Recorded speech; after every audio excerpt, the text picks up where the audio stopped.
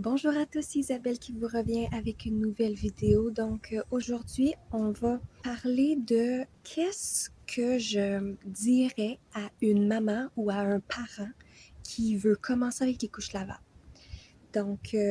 Moi, ce que je dirais, vu que dans le fond, tu sais, j'ai déjà comme, c'est pas beaucoup là, mais j'ai quand même déjà 2 ans et demi d'expérience avec les couches lavables. J'ai quelques petits conseils que je pourrais donner.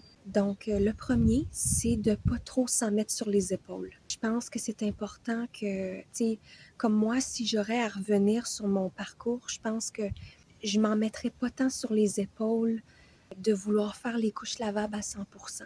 C'est assez épuisant, surtout au début, quand que ton enfant est naissant.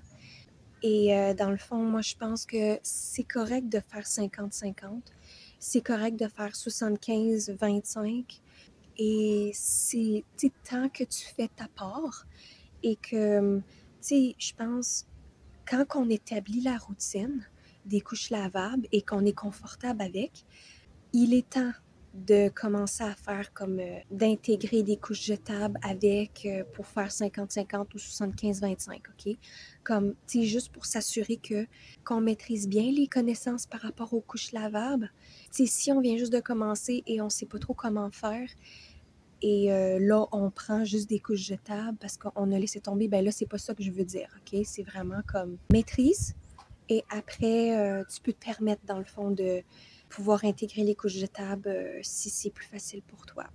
Parce que, en fait, moi, ce que je pense, c'est que les couches lavables, c'est comme un casse-tête, OK? Au départ, c'est très difficile de placer certains morceaux.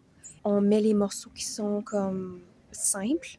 Et là, après, éventuellement, ça déclic. Et là, tu es capable de placer plein de morceaux. Et là, tu termines ton casse-tête. C'est un peu le même principe, OK?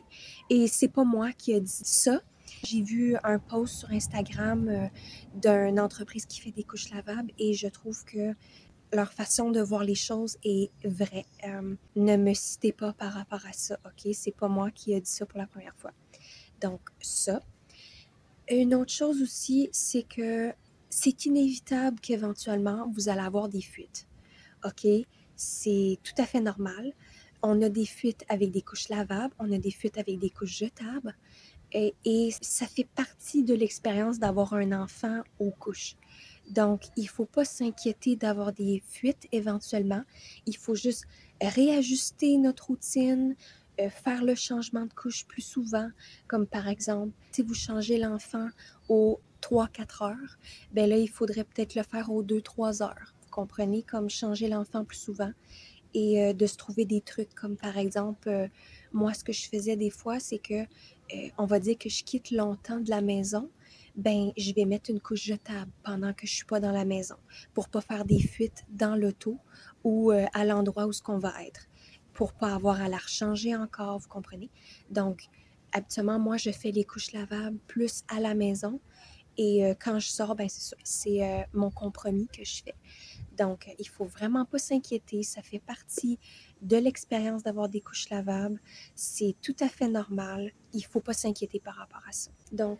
Un autre point que j'aimerais dire, c'est que les enfants, quand ils grandissent, ils font de plus en plus pipi. OK? C'est un fait. C'est des choses qui sont normales. Il faut pas s'inquiéter avec ça non plus. Voilà, c'était ma petite vidéo. J'espère que tu as apprécié. J'espère que j'ai pu t'aider dans ton expérience avec les couches lavables.